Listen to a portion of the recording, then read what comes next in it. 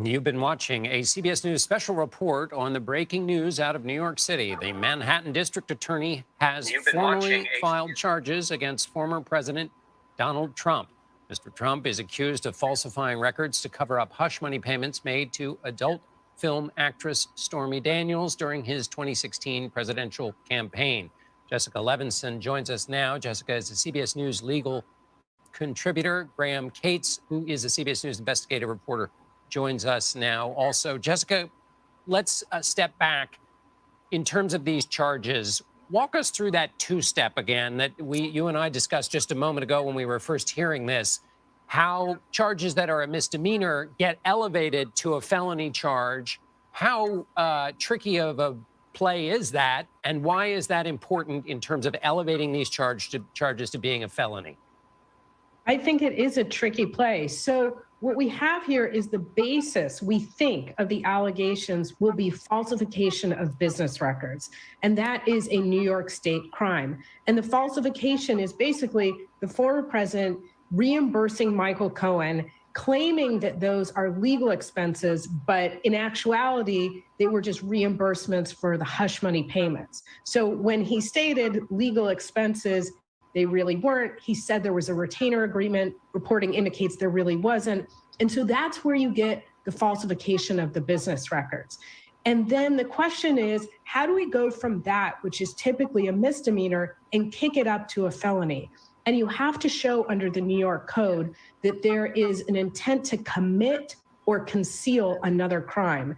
And that's where it gets a little bit trickier, because we are, of course, dealing with a state prosecutor here, but we're also dealing with the former president, who was, of course, a federal candidate.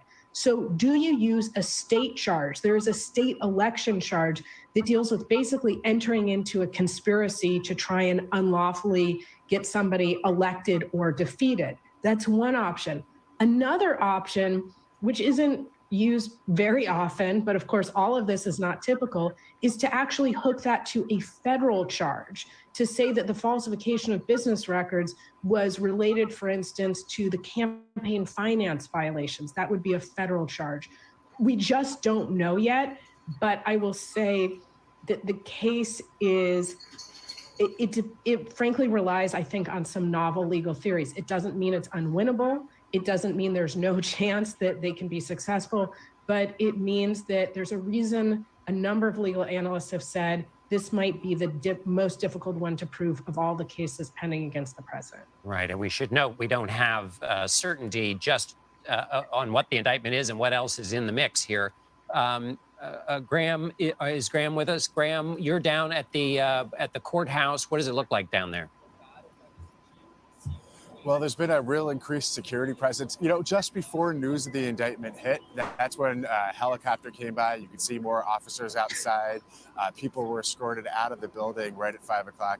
And it began to become clear that something was going on. And then soon after, we figured out what it was, which was the indictment. Now, this is nothing compared to actually just a couple weeks ago when there were protesters here for an arrest that never came. But now the real thing is here, and the protesters aren't here yet, but there's sure a lot of police officers here. And is there any indication of when official word might come out in terms of what exactly this indictment is, or what the pipeline is from the determination to the public in disseminating the actual information so that the speculation that's been going on for weeks can actually be replaced with analysis of what actually has happened? Well, first, there's the way things normally work, which is that the indictment is sealed until arraignment, which is whenever they kind of figure out when the defendant can come in based on when all the schedules kind of work out and when it's safe. But what we're talking about is a former president and a presidential candidate, and it's kind of in the interim up to him to reveal whatever he wants or whatever his legal team wants about it, unless, of course, you know, things leak out of the district attorney's office. But in terms of when we can get kind of the actual paper itself, the indictment itself, and read what it is, we're talking about the day of his arraignment. Right. Okay. We've got CBS News senior investigative correspondent Catherine Herridge, who joins us now. Catherine, what have you learned? A short time ago, John, I spoke with one of the former president's attorneys just as this news was breaking, and my sense was that he was taken a little off guard, seemed a little off balance by the news, but indicated to me that they had been preparing for what they thought was the eventuality of an indictment. I also spoke with a longtime aide to the former president who said that they were waiting to learn more about the exact charges, but their position in this case, and it's also a position held by members of the GOP in the House, is that they believe there's been overreach by this district attorney, and they plan to show that in the course of any trial or prosecution. So they're taking a very fighting posture at this point, John. All right. Thank you, Catherine. The CBS News Washington correspondent Major Garrett also joins us now. Major, as Catherine reported, a fighting posture that's not unfamiliar with Donald Trump and your coverage of him. So what I wonder, Major, though, is your assessment of the political response from the rest of the party. There is a moment where already a lot of people have denounced the Manhattan District Attorney, but there will at some point be actual charges for politicians to wrestle with, not in the abstract, but actual charges against the former president. How do you see this playing out in terms of the president's political support from within his party? Well, the former president has done what he has historically done, created a set of expectations and a narrative around which this indictment will reside. The president has already suggested, if not stated officially, that he believes that he is being a victim, that he is being persecuted, and that this case has no basis in law or fact.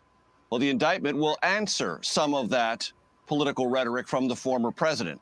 And whatever the district attorney has assembled and the grand jury has endorsed in terms of an indictment will have to speak for itself. There's a term that prosecutors and even some defense attorneys use as speaking indictment, which explains not just the law, but the underlying facts of the case and why this case, in the question of is it worthy of indicting a former president of the United States, must be brought to the public bench. That's the burden for the district attorney in Manhattan, Alvin Bragg. Is this the case? And lots of people who have yet to see the indictment, but who have speculated about what the content of it might be, are divided on that question. Is this clear cut? Is this the evidence that is necessary to bring these two charges, as our previous guest said? Even if it's clear, it would still be a novel interpretation, not only of state law, but its application against a federal candidate. And is a novel case, one that's not so clear cut, one that doesn't have a substantial judicial history, the right one to bring? Well, the district attorney has made that choice. He says yes. The grand jury agrees with him. Now the public will have a chance, and the political sphere will have a chance to look at that indictment. What is alleged? What is the pattern of facts? What is the underlying law?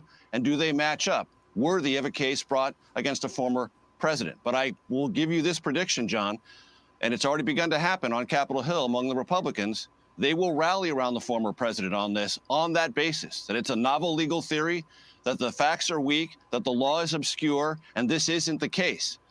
Now, that also raises the question, John, would there ever be a case that Republicans would say is worthy to bring against former President Trump? Maybe not. Maybe yes. We'll have to see. One thing I would also observe, in the last 2 weeks, there's been a noticeable and justifiable interest in the doings of the grand jury and the Manhattan District Attorney. As significant, and possibly for history's sake, more significant, has been what's been going on here with a Washington-based grand jury and the special counsel Jack Smith, because that special counsel in the matters relating to January 6th and the president's alleged mishandling of classified documents, there have been a series of court orders, and every single one of them has gone against the president's interests and the arguments made by his legal team. And that suggests here in Washington, John, that that special counsel is also moving aggressively forward. And there is a very deep expectation here in Washington that though this is the first indictment against former President Trump, and therefore history-making in its own regard, it may not be the last. That's right. Everybody's political posture will be determined by at least some recognition that there may be more shoes to drop. Major, stand by. Jessica Levinson, I want to ask you, we are in this moment between now, an indictment is coming. We don't know the details of it.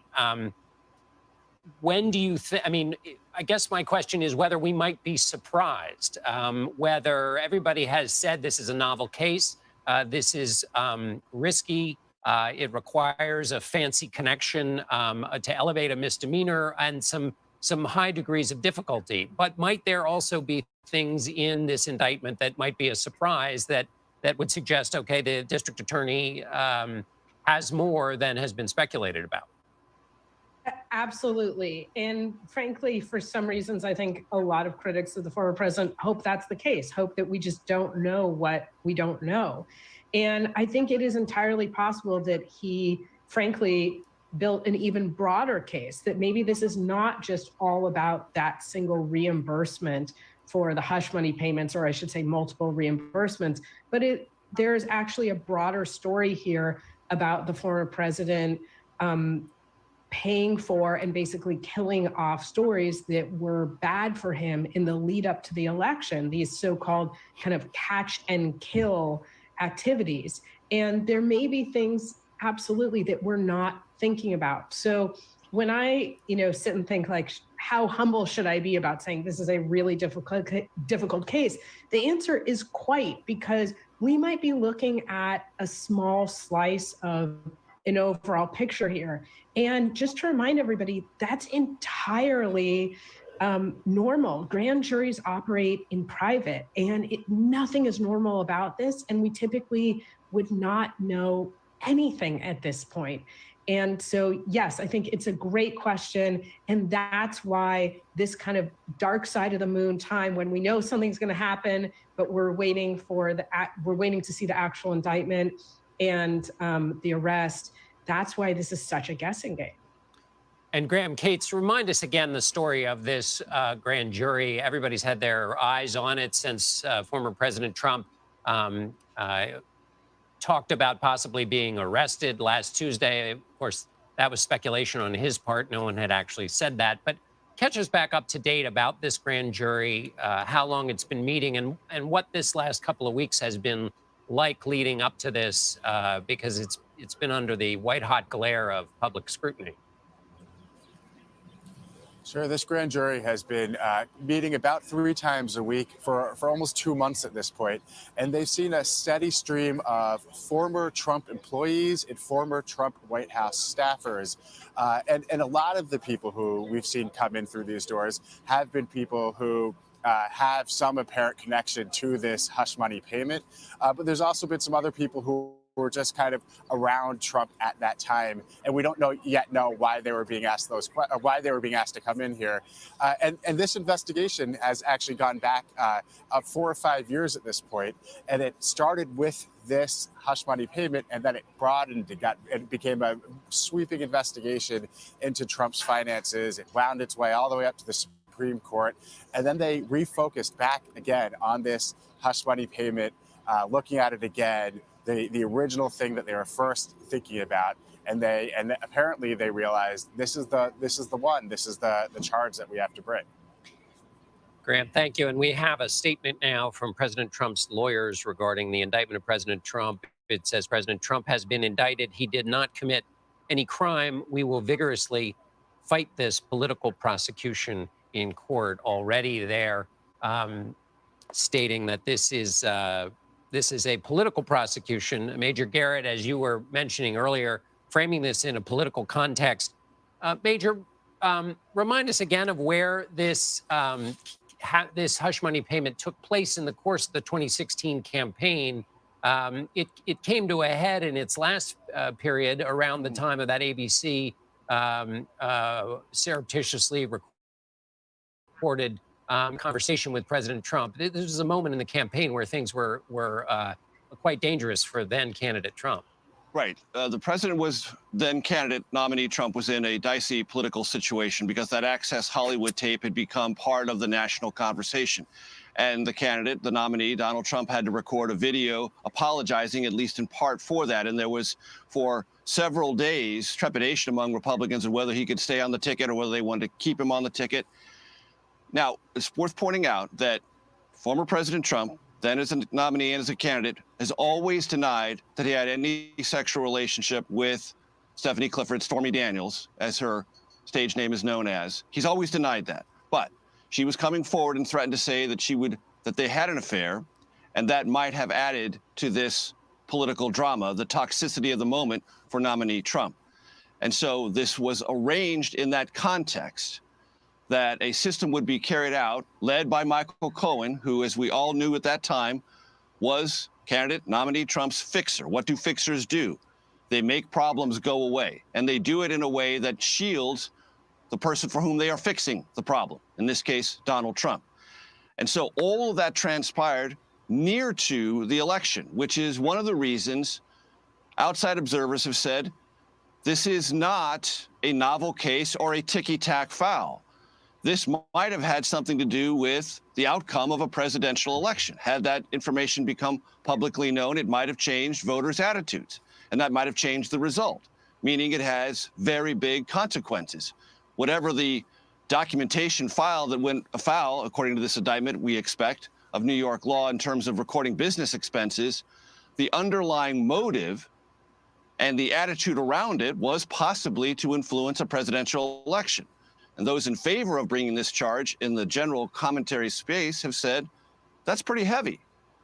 So that's the context around, that's the timing and the context. And John, there is also some suggestion, and again, until we see the indictment, we won't know what the statement of facts and the relationship to the law are, but there has been some assessment from those who have looked at this case and are deeply rooted in all of its investigatory eddies, is that some of the payments made to Michael Cohen to compensate him for shutting this story down either were authorized or carried out when Donald Trump was actually president of the United States. Now, until that's alleged, we don't know if that's part of this case or not. But theorists who looked at this said, well, that would be a heavyweight consequence also. That would take this out of the realm of a minor league case and put it squarely within conduct of a sitting president of the United States. So that's some of the context, both legal, political, and timing. All right, Major Garrett, thank you so much for your insight. We're going to lose you, but thank you as always. Jessica Levinson, let me go back to you for a second. What's going to happen now? We've covered some of this, but remind me again, what dominoes start to fall here in terms of once this indictment happens, what we see happen? Yeah, great question. And to pick up on what you and Major were just talking about, I think he zeroed in on something really important, which is the difference between public and private crimes, and a conversation, and this is a huge if, but if the former president becomes the next president once again, and if he could potentially be impeached for anything that we're talking about today. And John, I think the answer is that impeachment really deals with public crimes, crimes that only elected officials or people who hold some position of public trust can commit, but not private crimes like a DUI, for instance. And so one of the things, of course, we're looking at is to see what the DA fleshes out here when we do see the indictment. Now, to your question of what's going to happen next, well, there will be the indictment that will become public. We will know what the charges are. We don't know how much detail we will get on that indictment. There will be an arrest. And it's largely up to, I think, the parties involved as to how much of a circus this arrest is. Obviously, it bears repeating, we have never been in this situation before. We have never had a former president who is indicted and then arrested. And some reporting indicates that the former president wants to make it a bit of a spectacle, that he wants to be handcuffed, and that he thinks this is actually helpful for his base. I expect at that point, the president, he will be booked, his mugshot will be taken, he will be fingerprinted. He will not spend time behind bars. He could have a very quick arraignment, but I think for security reasons and other practical reasons, he really won't spend time in custody, and then he will be released. He will not spend time in jail. It's my strong expectation. We're talking about nonviolent crimes here. And then there will be the quote unquote typical motions. There will be pretrial motions, and we'll look to see how the case develops.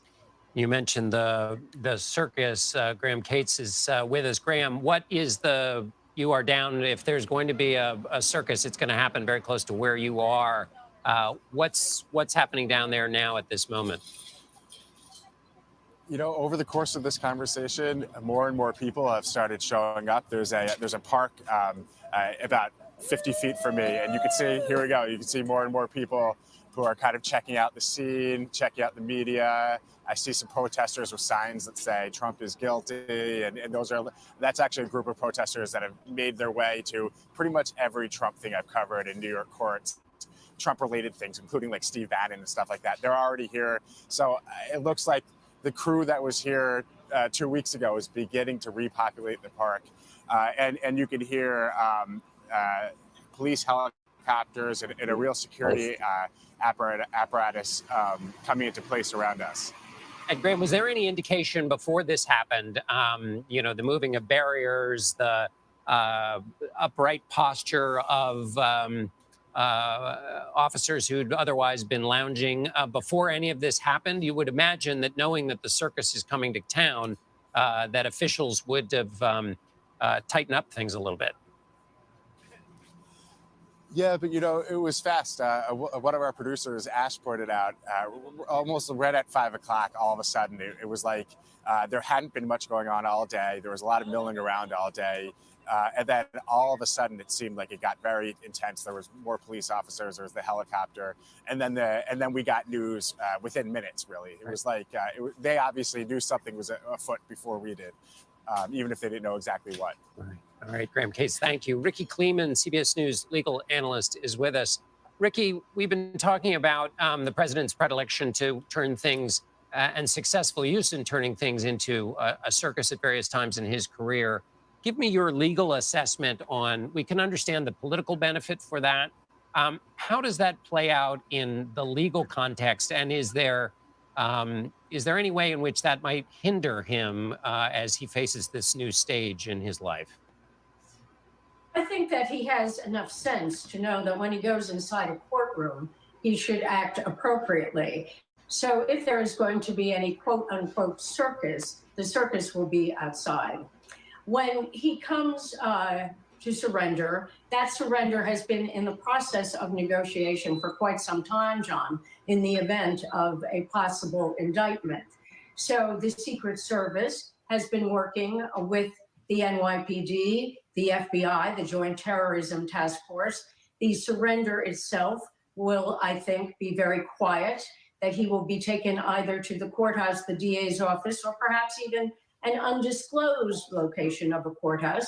He will be quietly printed electronically. He will be quietly given a picture or a mugshot, and he will be given a booking number. All of that is rather dignified or a process, perhaps degrading, of course, for the person who is being processed. But then, John, comes the time where he will be brought to the courtroom. I do not believe that they are going to put the former president of the United States in a holding cell with anyone else. They will keep him separate, and then he will go into court. The question of handcuffs rests solely in the discretion of the police department. And I would think that with the Secret Service surrounding Donald Trump, as they must, it is their duty, that there is no need for handcuffs. If there is going to be handcuffs, it will probably be because Donald Trump would like there to be handcuffs, because he would like that photo. But outside of that histrionic, if you will, he would be brought into a courtroom, the charges would be read, he would enter a plea of not guilty. That is what they do at an arraignment. There would be really no real question of bail here. This is not an offense that demands the posting of bail. There might be some conditions of his release. It is possible, I suppose, that he could be asked to surrender a passport, but he's running for president of the United States, for heaven's sake. So he's not leaving the country. He is going to continue with his campaign. The histrionics, John, will be political. Perhaps they will be legal on the part of his attorneys. We have seen Joe Tacopina on various programs in the last week or two, and I expect that we will continue to hear from his lawyers unless there is a gag order. Ricky Kleeman, thank you very much. I want to go to Scott McFarland, congressional correspondent down in Washington.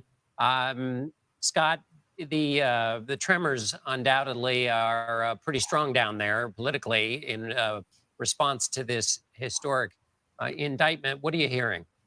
The reactions are somewhat predictable, John, but the implications, those aren't quite as predictable. First, let's go to the reactions. Right down party lines. Several Democrats, including Jerry Connolly on the Oversight Committee out of Virginia, saying no one is above the law. Congressman Adam Schiff, who, of course, was on that January 6th Select Committee, saying that this prosecution, in his words, was fundamentally necessary to preserve the rule of law. Republicans taking the position they've been taking in the days prior to this news, anticipating a possible indictment. Senator Tom Tillis of North Carolina saying the indictment doesn't pass the smell test. Other Republicans calling this either outrageous or politically motivated by the Manhattan District Attorney. Let's put that aside, because members of Congress have been pre-acting to this indictment for recent weeks. That they're reacting tonight right along the same path is not surprising. What does this mean, though, for Congress? Not too early to say, because we're already at a frayed moment in the parties' relationships on the Hill, and they have two big crises coming down the pike, and this isn't going to help them meet minds. They have a debt ceiling crisis looming. We're just weeks away. They have to come to some agreement. This is only going to fray relationships further.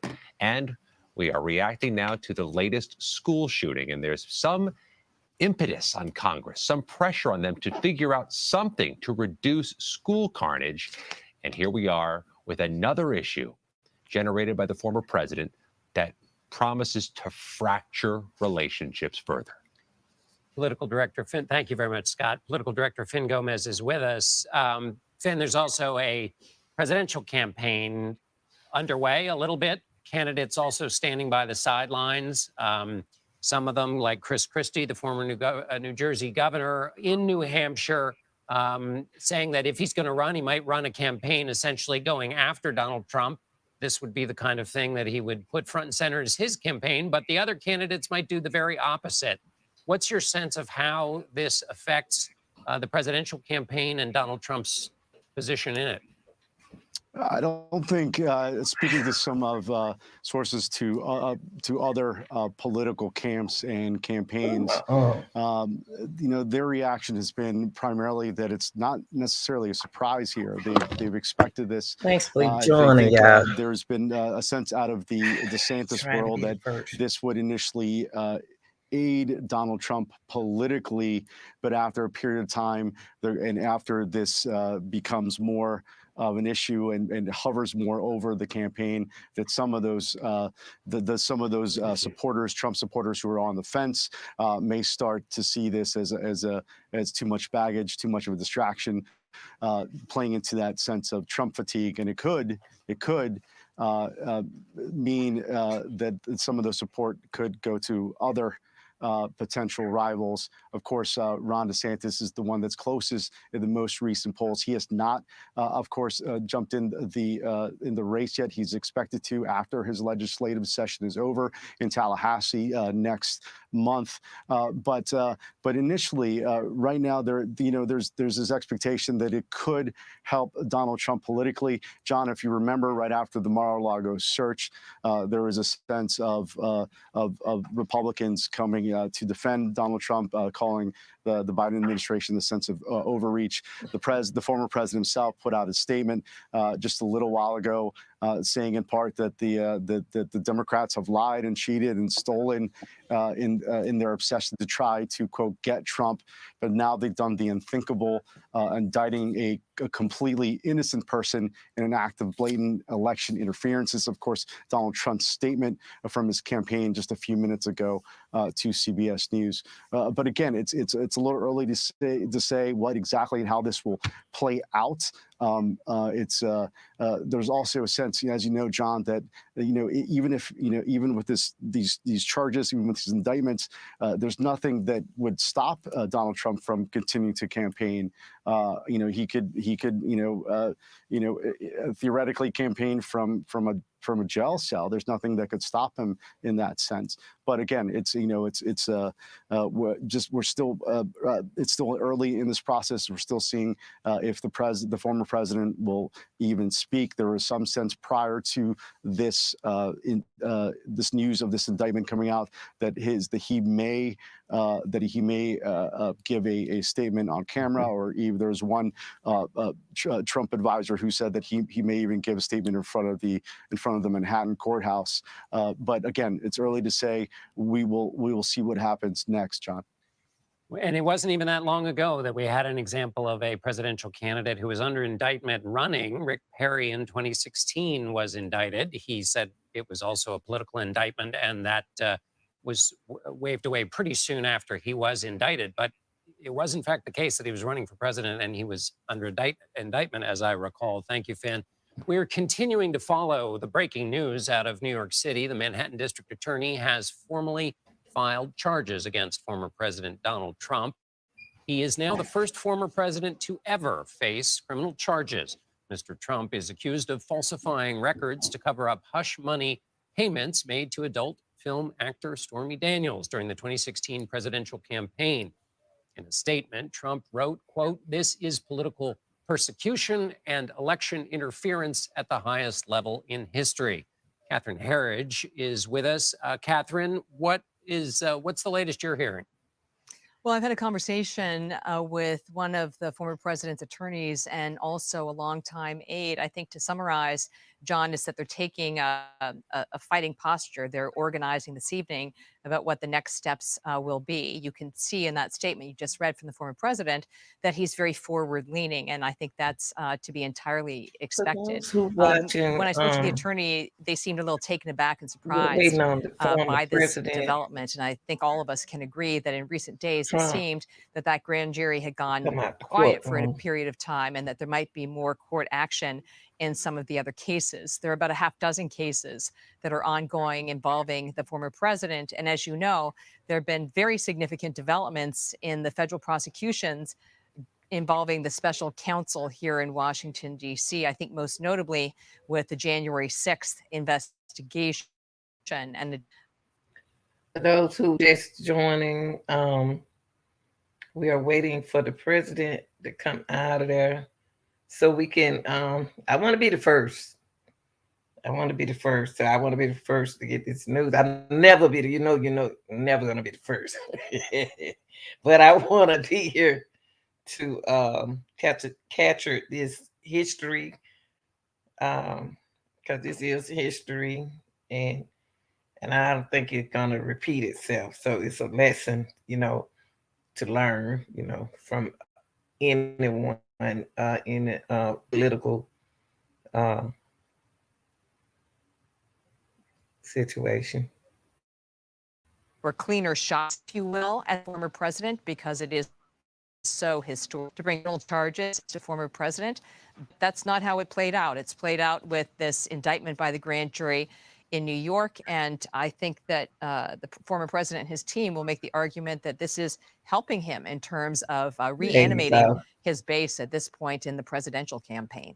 It's a very good point. And if you've got multiple legal challenges as a political matter, you want the weakest one to come up first as a way of absolutely defining all legal challenges as sharing the weaknesses of the first case. Although, and Ricky Kleeman, I'll bring you in here for this.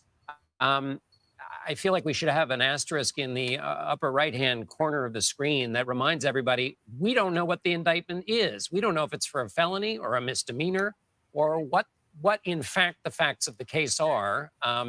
We know there is an indictment, but that's about it. And so my question to you, Ricky, is what a spot the DA is in, because here you have President Trump issuing statements. You're going to have basically every Republican lawmaker up and down the line denouncing the DA, pretty much. A few might say, well, let's wait for the facts to play out.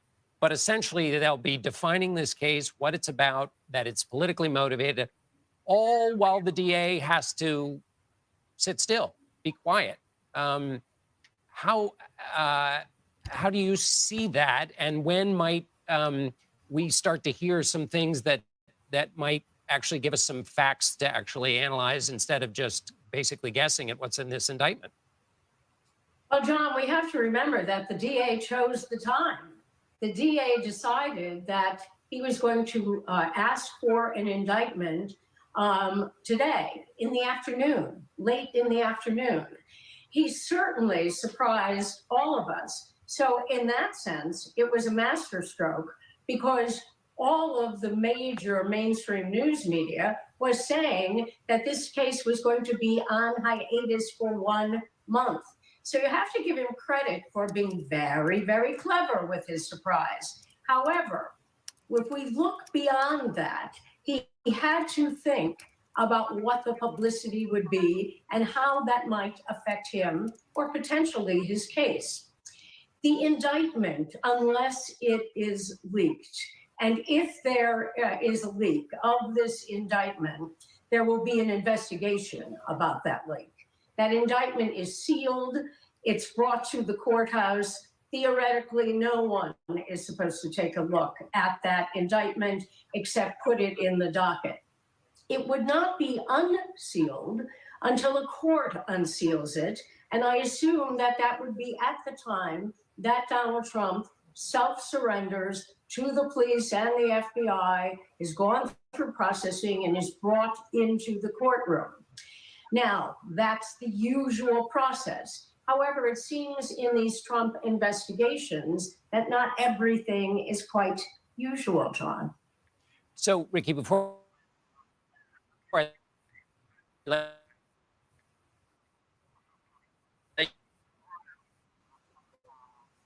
you, I know you have to, let's find art In the indictment, I don't know what arrangements the DA's office may have made with Donald Trump and his attorneys to apprise him of the charges, even without seeing the face of the indictment. John, I have been saying for a long time about this New York investigation that we are all speculating. The best speculation that we have has to do with the fact that Donald Trump's own lawyers have spoken on television. Michael Cohen has spoken on television. Michael Cohen has been a witness in the case. So we have every reason to believe that the case, at least in part, will involve the hush money paid to Stormy Daniels to buy her silence of an alleged tryst or affair just before the 2016 election. We know that a part of that from Michael Cohen has to do with falsifying business records. We know that that's a misdemeanor. We also know that it has been speculated that the misdemeanor will rise to a felony indictment on the basis of having to do with concealing a federal campaign violation. However, even with that speculation, All right, y'all, what we doing? We sitting here waiting on the president to come out of there, and he has been indicted by the grand jury in New York, and I believe they about to come out in a minute because it's been like a setup, officer coming out of there, and Manhattan has the files that in charges trunk and hush money investigation. he pleaded guilty to. And we were dealing with the fact of what he told Congress was that Mr. Trump and the Trump Organization inflated values of property for the purposes of loans, deflated those values for the purposes of taxes. We haven't a clue if that is going to be part of this indictment. So all of this could be a surprise for us, I think, with the exception of the counts involving Stormy Daniels. Ricky Kleeman, thank you very much for reminding us about all of that and for being with us this evening. Finn Gomez, I want to bring you back in if you're still down in Washington. Yes, sir. The other Republican candidates, there is a Hutchinson who is possibly playing or thinking about running, has said we need to wait on the facts and for our American system of justice to work its way. But for a lot of candidates and other Republicans, there's a kind of litmus test in politics, which is that you have to weigh in. Ron DeSantis got some pressure for not weighing in on these suspected charges when it was all just a rumor, that you have to sort of make some kind of statement about what's happening now to Donald Trump. Do you see it that way? In other words, do all the candidates have to kind of weigh in? Whereas in the old style of politics, you might want to just wait for things to happen and not get in the way of bad news for Donald Trump. The interesting thing about former Arkansas Governor Asa Hutchinson is just a few weeks ago around the gridiron, John, I did ask him a question if he thought he had made this interview. He'd given this interview to USA Today where he said essentially that that Donald Trump should step aside if he is indicted. I asked him that directly, and he said that to me as well, that he thought that Donald Trump should step aside if this would occur. What is happening now, though, is that there has been this reticence, if you will, from some of these political rivals to Donald Trump right now. And I think, to your earlier point, I think we are seeing that in some form, where they aren't jumping in and making statements right away. Some of them are waiting to see how it plays out politically. It's sort of a fine line, if you will, John, because of course the former president still has a high popularity with a significant base of the Republican Party. There's about him, and and for some, including the Florida governor Ron DeSantis, who, again, Depends is the on what he's closest rival in charged recent with. polls, though he has not He yet shouldn't be announced able to his run for candidacy. For some, president. for him, he is trying to appeal to that same voter. So it's sort of a tricky maneuvering, if you will, to try to appeal to that voter and still have this contrast against the former president. But in this case, because we are, of course, in historical uncharted waters, I think they themselves realize that, and there might be some, maybe some overthinking and strategy sessions that are happening right now. One in how to engage with this. One rival, one Republican rival to the president, 2024 rival, one of his senior aides just texted me back, and basically my response, seeking a response, and he said to me, nothing really has changed. Trump just went from going to be indicted to actually indicted. And that to them is to me, it sort of encapsulates this sort of wait and see approach and how they will play this in historically unprecedented situation, John. That's right. Everybody, it seems, has an obligation or has a choice, I should say, including all of us, to, you talked about uncharted waters. There are those who will choose to do what they can to keep the waters as calm as possible, and those who will seek to churn them up. And that decision is now that this becomes more real, is on everybody's plate. Let me bring in Scott Frederickson. He joins us now. He's a former federal prosecutor.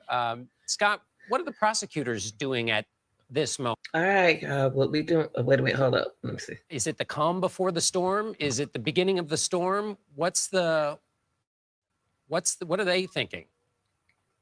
It's the veritable beginning of the storm. Right now, they're preparing all the necessary paperwork and the arrangements by which the former president will be arraigned in New York. They're likely negotiating with the former president's counsel on how that will happen. It won't be the way a typical person who's indicted gets arraigned, either arrested or shows up and then shown in and kind of unceremoniously fingerprinted and photographed. They're going to, in all likelihood, arrange for much of this to happen private, away from cameras and publicity. So I suspect they're doing every connection. If he don't run, if he get in a situation, for the free and witnesses, he has to go to by prison. now. So right now, getting ready for the arraignment, and the then other the emotions, Republicans the out there, challenges you know what I to the mean? charges that will They can step follow up to the shortly plate. thereafter.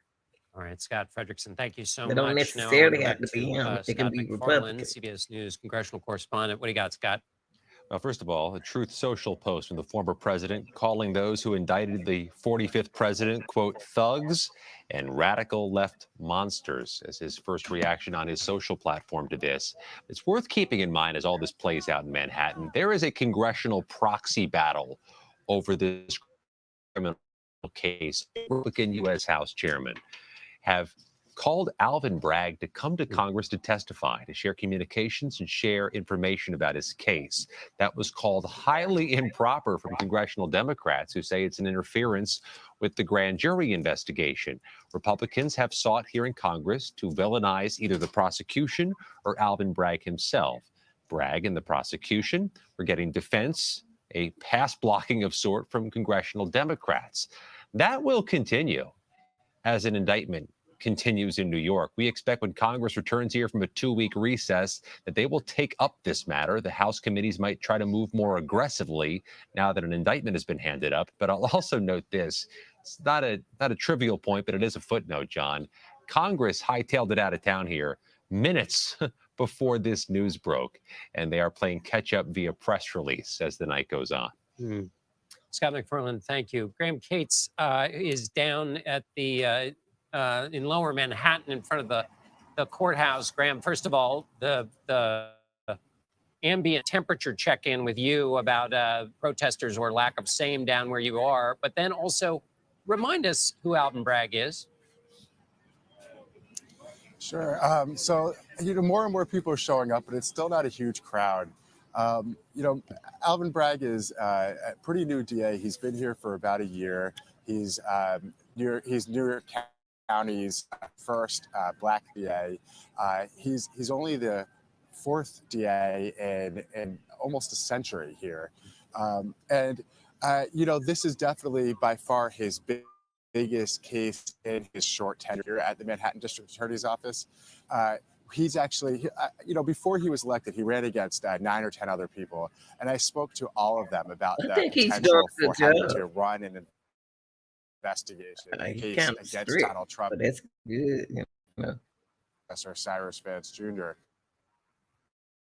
And we had I think this is about the different great things that example. and there was this fascinating moment that at the time didn't seem like a big deal, but in retrospect does. That He we're actually not going to unprompted tolerate brought up Michael Cohen, no who kind of appears to be the foolishness, key when you're witness trying to run the in world. this case. He said, we haven't talked about Michael Cohen yet, and then Trump don't. described what was the federal case involving Cohen, if in Trump which, don't step up and he get Donald Trump indicted, where appeared he's to going to be get indicted. referenced But as an unindicted if he has to go to co-conspirator. prison, that most And he definitely said, can't come when to I the looked at that president. case and I looked at But media we'll see reports how it around way that case, out. obviously not as a prosecutor on it, to me it looked like the reason that he wasn't charged there was prosecutorial discretion.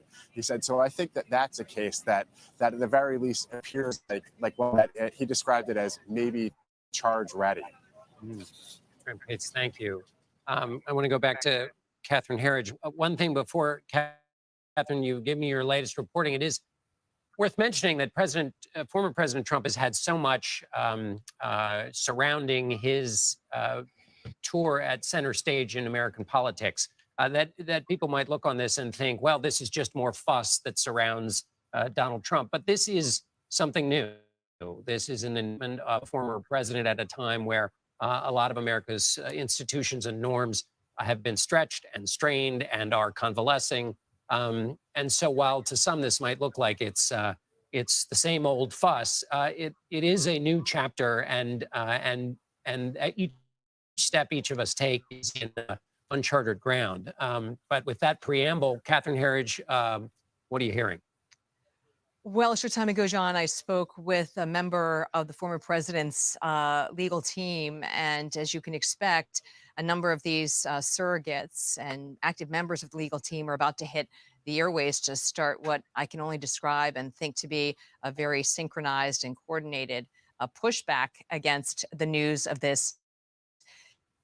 What he indicated to me is that they feel that this indictment reflects a system, a judicial system that's become highly politicized. Of course, we need to understand the basis of the grand jury indictment and the facts that were behind it. He also indicated that they plan to sort of do a forensic review, if you will, of this investigation to understand how the grand jury was presented evidence, whether it was presented fully. And I think the key phrase to me was the characterization of Michael Cohen and whether it was a fair question of his character in between. That's a pretty clear signal to me that they're going to try and make this a lot about the character of Michael Cohen as a way to discredit the indictment of a former president. Separately, I keep coming back to the other cases that are encompassing this former president, and especially these federal cases. And there has a sense in Washington that there's been a fairly quick progression with the special counsel investigation into January 6th. As you've been reporting, the former vice president, Mike Pence, the way has been cleared for him to appear before the grand jury. He may well launch an additional legal challenge, but a witness of that stature tells you that the special counsel is kind of reaching for the top of the tree now, right? They're getting right to the principal, or if you will, the target of that investigation. And then we have separately the classified documents investigation at Mar-a-Lago, which it's a secret process, but based on the witnesses, especially the president's attorneys being required to appear before the grand jury, and specifically notes from his discussions with the client, that certainly indicates possibly to be an obstruction case more than a mishandling of classified information. But those are two federal cases which I would argue really would have a broad, really resonating with voters on both sides of the political divide here. The challenge with this New York case, and again, we don't know the specifics of it, but the challenge is that it is at its heart, unless there's a lot of new evidence, a business records case, right? Yeah. And I think that's hard for a lot of people to get their minds around. And this seems to be the tone and the strategy that the Trump team is already taking here. Well, and you raise a very important point, Catherine, which is that the special counsel in Washington is investigating events that are also more recent. These, Correct. Thank you. These are with the Stormy Daniels, although as Major Gibb pointed out, there may be some behavior of former President Trump that took place while he was president, which would at least put it in the realm of his presidency rather than when he was candidate or beforehand. Let me bring in Jessica Levinson. Jessica, Catherine Herridge was just talking about the Trump legal strategy such as it is. It's hard to know where the legal strategy begins and the political strategy ends or starts, but it was to attack Michael Cohen. That seems pretty textbook 101. You go with the weakest witness. Michael Cohen is an admitted liar. He basically made a career of lying. So why would he be telling the truth now? But on this question about going after the grand jury process, remind us again what the standard of proof is for a grand jury. And is there really anything that a defense team can go after? Or is that maybe more for public consumption than anything with legal standing? I think a lot of this is for public consumption. And of course, what the grand jury is looking at is whether or not they think a prosecutor, if they go forward and bring these charges, can prove them beyond a reasonable doubt. So the grand jury isn't just thinking, what I think it's more likely not that these crimes occurred. The grand jury is saying, yes, go ahead, go into a courtroom, and we think you, prosecutor, can show that very high bar, that you can clear that threshold of proof beyond a reasonable doubt. John, you just mentioned Michael Cohen, and I do think that's an issue, that if he is in fact one of the key witnesses, if not the key witness, that he's a convicted felon. But let's remember that in open court, in federal court, and a federal judge accepted this, he said, here's what happened. Individual number one, and we all know that that's the former president, directed me to make these payments, and he did so to affect the election.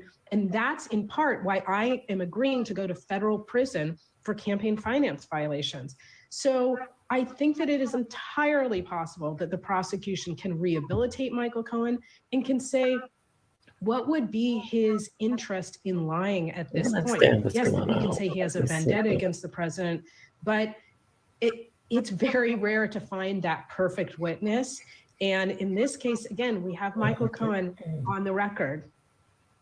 All right, Jessica Levinson, thank you so much. And thank all of you, Scott McFarland, Catherine Herridge, Graham Cates, Finn Gomez. Thank you all for helping us sort through this. We will be right back with more coverage of the breaking news. I'm John Dickerson. You're streaming CBS News.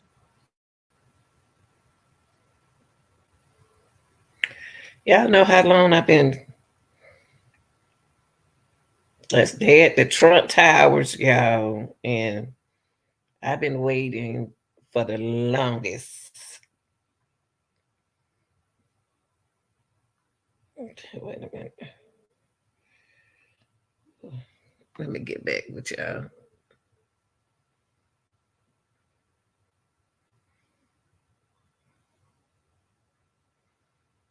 All right, y'all, we still sitting back, waiting on something to happen. I've been up since, well, way before 7, but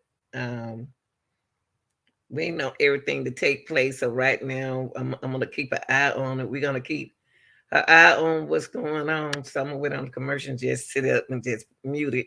But if y'all want to come in and talk, you can. But I'm going to put it back. Just wanted to make sure y'all was okay. Go get you some coffee.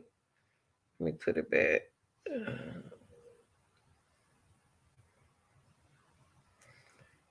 We got a man mod about to come up in there, a young man mod. He'll be in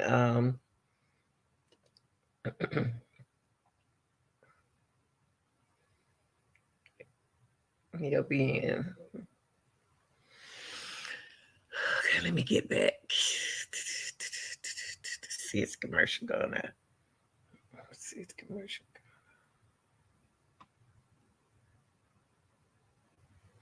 I go to Trump Towers. It's so pretty. Let's see.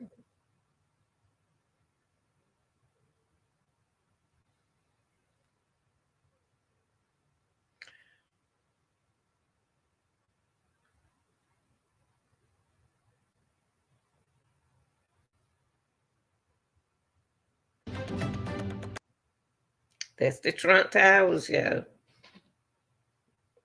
Okay, let me move this commercial. Let me come out of here.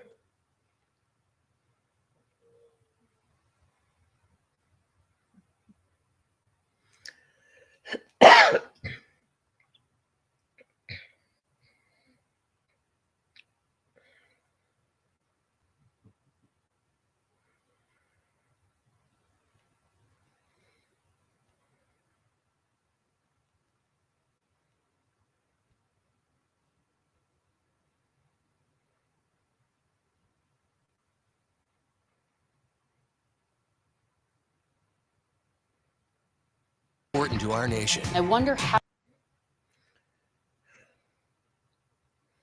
But if you just join in, I'm going to turn it back on. If you just join in, just want you to note that the former president Trump has been indicted in New York, and we wait on him to come out. So, like I said, I've been up. Thanks. I'm glad y'all here this morning. Yeah.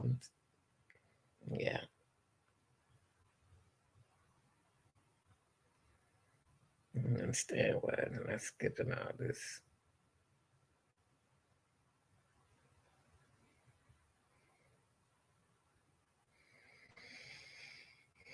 So thanks for joining this morning. I'm waiting on that little commercial part right there to go out. I just seen a what y'all think? What's going on in your mind? Let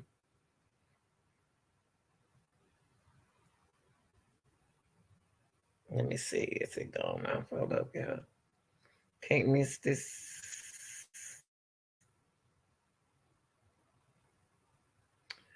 I guess look like we're gonna be coming back.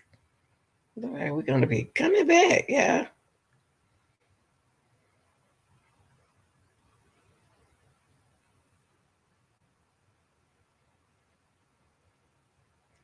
Well, y'all, I guess what we'll do is I'll keep y'all informed with what's going on.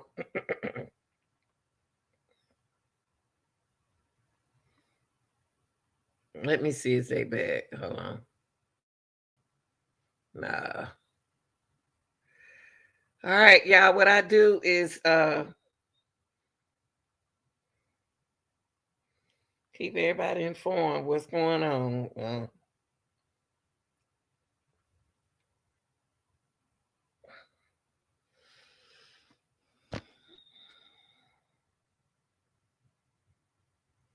And I'll be back later, okay? Y'all, thanks for watching. I thought they was gonna kind of like disappointed me, but look like other news. But wait a minute, it may. I don't know. Hold on.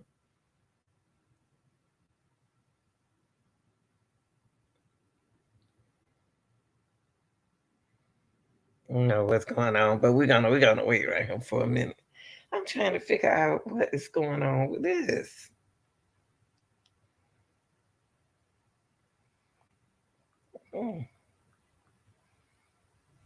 $2,000 down at my payment. Who did that?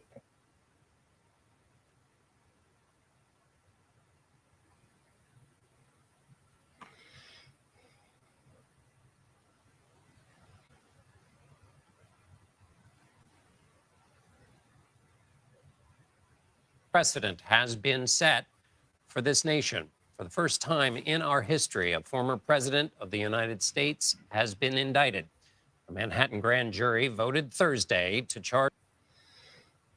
Okay, y'all. Well, what we'll do is I'm gonna catch the news. I'm gonna try to catch it so y'all won't miss it. Okay, y'all. Thanks for I don't want to leave because we'll stay here for a minute. The former president had been accused of falsified records to hide hush money, y'all, and payment. What you think about that?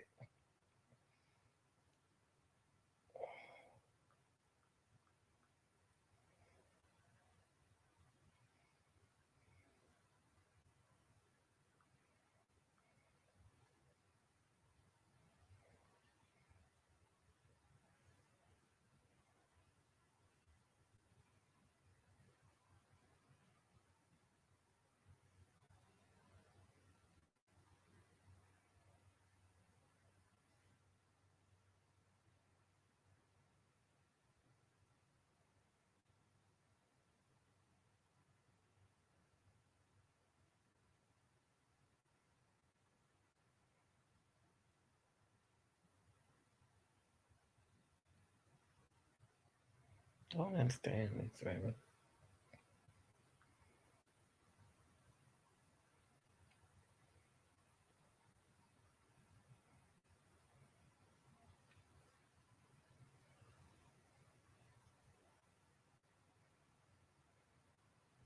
Okay, y'all. What we'll do is we'll come back. I hope I don't miss it. I don't want to miss this. Well, we'll be back later, okay? Thanks for joining me this morning. And I apologize for the delay, but I'm going to go down this ramp right here. First, we got Donald Trump indicted in New York. And, no, I should have did this first. Good morning. Former president accused of falsified records to hide hush money payments.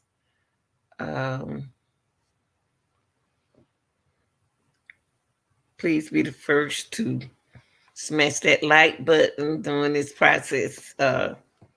What's going on?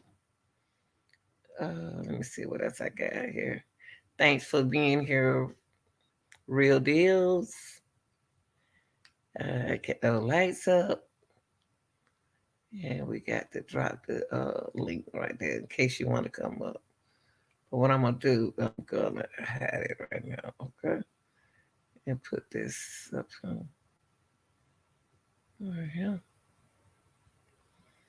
And let's go back over here and see what's going on.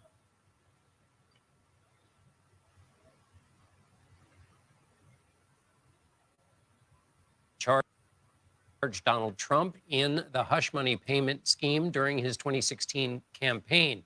Mr. Trump will be asked to surrender himself to authorities. He will be fingerprinted and photographed, then face a judge for arraignment. This part is important. Details of the indictment are sealed by the New York City Attorney General, Alvin Bragg. We do not yet know the specifics of what the 45th president is charged with. He responded to the indictment from Mar-a-Lago, his estate in Florida. Unsurprisingly, Mr. Trump called it a political persecution and said he was innocent, which he is until proven otherwise. We'll have to travel to New York City he will have to travel to New York City, where the New York Police Department is out in full force, tightening up security around the courthouse as some protesters gather in Lower Manhattan. We're going to begin our reporting there with CBS News reporter Graham Cates, who is outside the district attorney's office in New York City. Graham, give us a sense of the scene where you are right now. So more and more protesters are beginning to filter in. It's still not a very big crowd. There's way more media than there is protesters here, but there is a heavy security presence. It's building now for about 2 hours since news of the indictment broke. And that came really shortly after the grand jury wrapped up its work, ending around 5 p.m. today. And now there's just kind of a lot of onlookers coming to see the scene. As many people, it looks like just seeing what's going on is actually here in support or against the indictment. itself. So, Graham, give us a sense of the timeline. What's the next most important element, and when will we learn what is in this indictment? So the way this is supposed to work is an indictment is unsealed when the defendant is arraigned, and until then it remains under seal, which means that we don't get to know. But there is one part of this, which is that they could have described the charges to Trump's legal team. And then it's really for Trump how much of it they want to make public. But we don't really know what's going to happen with that. We don't know how much of the indictment was actually described to the lawyers, if at all. So in the meantime, we're really waiting on Trump and his team to kind of have their way with this moment where he's been indicted. He's the first former president in American history to be indicted. And that's all we know. And he's the only one who's really allowed to talk about it authoritatively. The DA can't yet, until it's unsealed, say anything about it. And while he may want to talk about it authoritatively, he will not have seen the indictment. It is sealed. And so everything he says will be like many things that he says based on his view of things, but not based on the actual facts of the case, because he has not seen them. Right. And so even in this case, our confirmation of the indictment came from his legal team. And his lawyer told me about 20 minutes after 5 o'clock that it had happened. And so that's what I mean by authoritatively. Right now, that's basically how we got the news, is his legal team told us it happened. But the DA obviously hasn't confirmed it yet. And so really for a little bit, for just that little bit until he has to surrender, the ball is in his court.